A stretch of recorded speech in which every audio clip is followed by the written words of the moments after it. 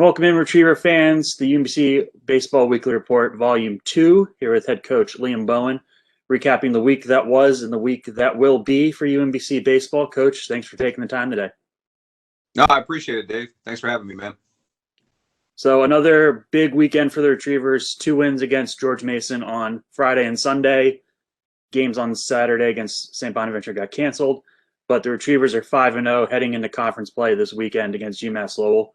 We'll get to that a little bit later on, but Coach, first to start off, just a quick recap of this past weekend. Another strong offensive output, 13 runs and 14 runs, both the lowest totals for the Retrievers this year, which is kind of a weird thing to say, but just kind of recap the weekend. Sure. Well, the first thing is, we wish St. Bonaventure the best. We were disappointed that we weren't able to play them because of COVID protocols in their program.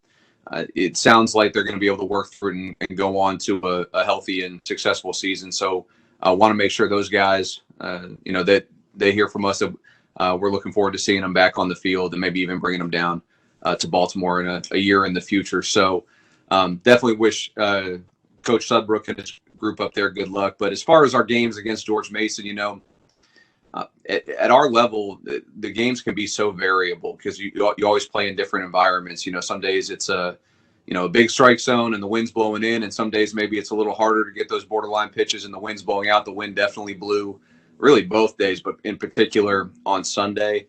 And I was proud of how our guys met the challenge. We have to play the game on the game's terms, not on our terms, not maybe what we would want in any given situation. And we have a ton of things we need to grow in and get better at and continue to improve, as we move forward in the season. But I think what you see is the number one, we're an improved program. We've been able to get some value out of the time away from competing. And then number two, we have a good group of guys that are willing to compete. Because we've gone down in a lot of these games. Unfortunately, both of them in Mason, we didn't have very good first innings, and then we were able to overcome that. And I thought that said something really positive about our players, and I was proud of that. And then, like we said, good offensive start to the season, a lot of output, a lot of runs scored, a lot of hits as well. Just kind of talk about the way the offense is rolling and the way that the guys are seeing the ball at the plate. Sure. And first off, I think Coach Terrell and Coach Marsh deserve a lot of credit for the way they prepared our guys.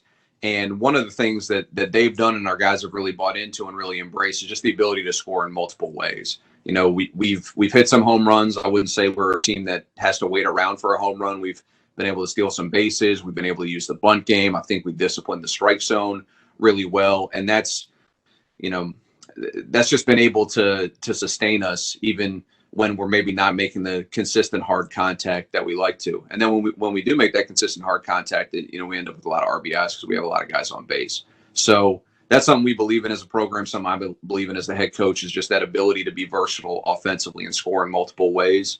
I just think that's crazy important.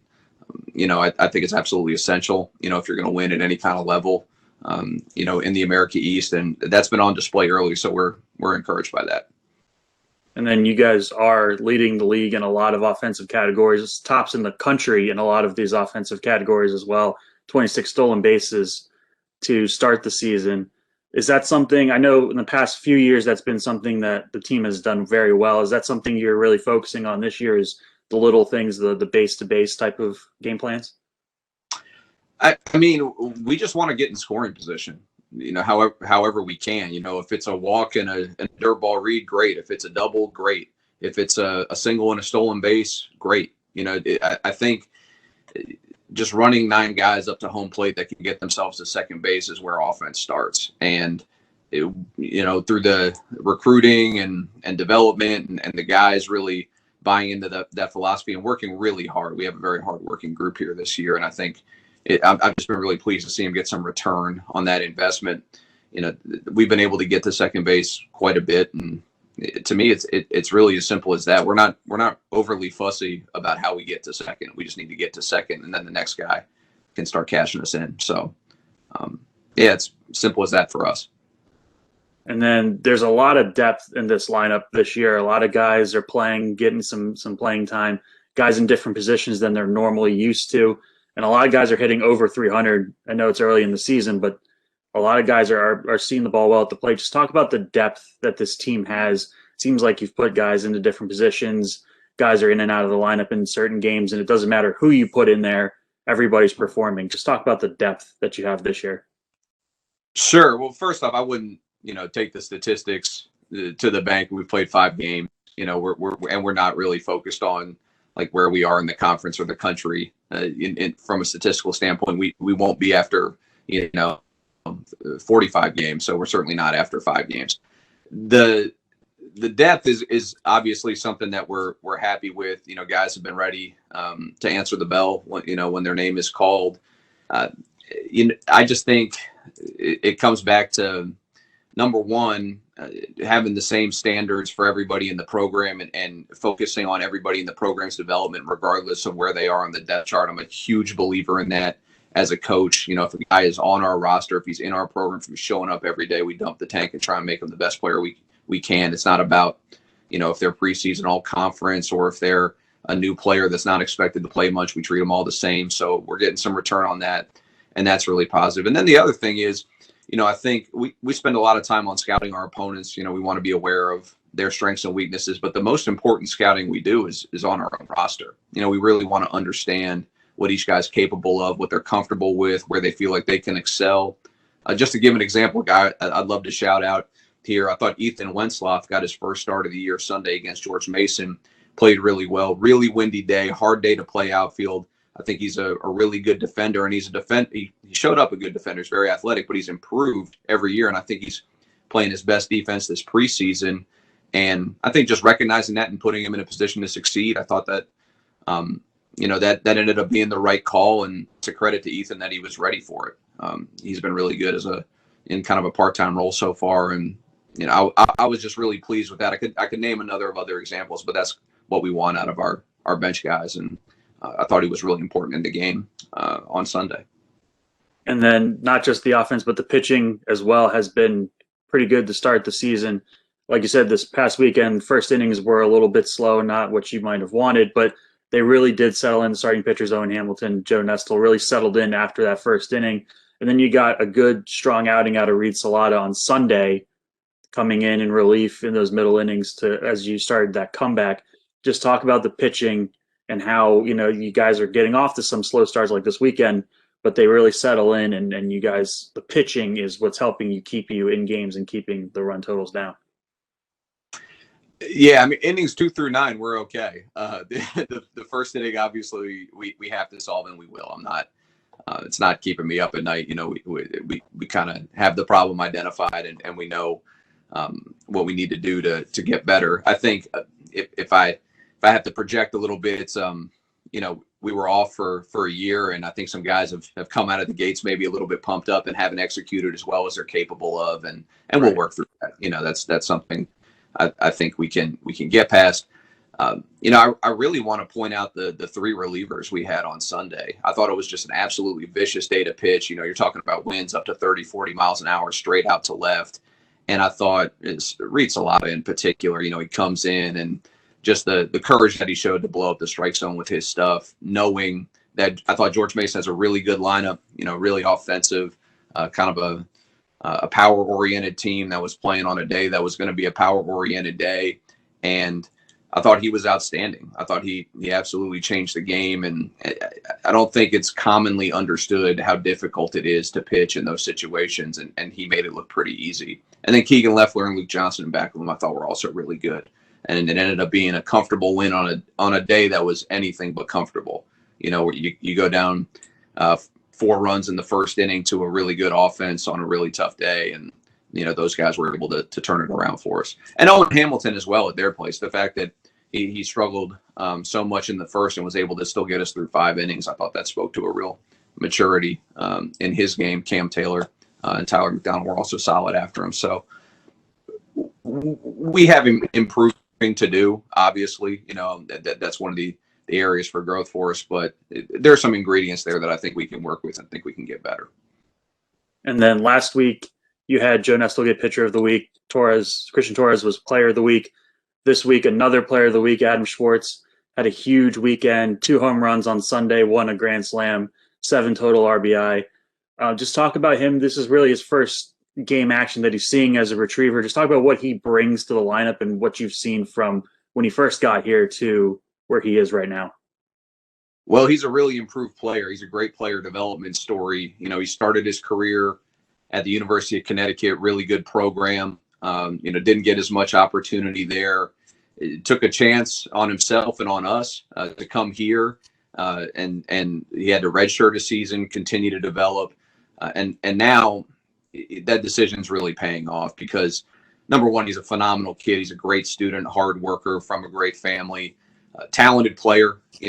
Was a dominant high school player in Pennsylvania on both sides of the ball, and he's also part of the solution for us on the mound as a reliever. He's a talented pitcher as well, but basically a guy who came here with a lot of tools, a lot of work ethic and desire, and has been able to refine his game and honestly get better, maybe even a little quicker than we anticipated. And that's just all his character. It's nothing to do with us as coaches. It's all the application, that he's had in his, I guess it's a little over 12 months here at UMBC. So he's another, you talk about development stories. He's another one it's fun to watch him every day, just continue to grow, not only in his game, but in his confidence. And I imagine, after this weekend, he's pretty high on confidence. He should be, and he deserves it. He's done a great job for us. And then another thing that happened this weekend, fans were allowed back, limited capacity. A couple fans, no more than 250, no outside public fans, but fans and parents and family of the team and coaches were allowed back. How much is that going to help moving forward? I know the fans at Alumni Field do a great job of boosting the team, and then they get really loud. Just how much is that going to help now as you start conference play this weekend? Oh, it's great, and we're really pleased with it. We're thankful to our administration, to the school, to the County Board of Health for allowing this. I think one of the reasons we're off to a good start is our players have not only worked hard as baseball players, but they've embraced this situation that we're in. None of us asked to try and operate during a pandemic, but these guys have done what's required. And I really believe it starts with the messages that they get at home. When they're away from us, summer and winter break, their parents are doing a great job of reinforcing just the reality of the situation and what's going to take to be a good teammate in 2021, to keep the program going in 2021 with all the challenges that we have. So the fact that even though, we can't really bring in people from the community, but we can at least bring in these families to see their sons play when they've been so supportive of our mission this year and what it's taken to get us to this point. I just think it's perfectly appropriate. Everybody, does a good job with masks and social distance. I think it's, minimal in terms of the risk to us. And it's, I think a great reward for these families who have been just outstanding in terms of their support for us, particularly in, like I said, doing what we need to do to get our guys on the field and keep them on the field. So it was great to see them. I was just really pleased to look up and see a bunch of, moms and dads and siblings that I remember from recruiting visits. And I was happy they could see their sons play. And then, like we said, conference play starting this weekend. Talk about the America East splitting up into two divisions this year for geographical purposes, travel purposes with the pandemic. But just talk about the way the America East is going to play out in your eyes and how it's been pretty consistently strong the past handful of years. Yeah, it's a great conference. I think it's as good as any mid-major baseball conference on the East Coast. I've been in the league for 10 years now. This is my 10th year. And I've honestly just given up trying to handicap it. I don't really spend a great deal of time evaluating who I think is going to be good or who I think is maybe less strong. I know that the vast majority of the America East series that I've coached, you have to play really well to win. You have to really execute. You have to be really consistent. Your team has to be in the right mindset. And if you don't check those boxes, you get punished for it. So to me, all that time in the league has been clarifying and has been able to, or it's really allowed me to just kind of simplify it. We're focused on playing our style and making sure that we're putting the highest standard of baseball on the field that we can. And if we're able to do that, I'm comfortable playing anybody on our schedule, in and out of the America East, or I guess in the America East. the rest of the way here. So UMass Lowell has a good team. They're well coached. They'll come in and give a good account of themselves, and it's up to us to play our best baseball. And then you kind of touched on it already, but we'll wrap up with previewing this weekend. The conference moving to 4-game series, 2 doubleheaders, 7-inning and then a 9-inning both days. Just preview this weekend, the new changes to the schedule with the 4-game series and UMass Lowell coming in.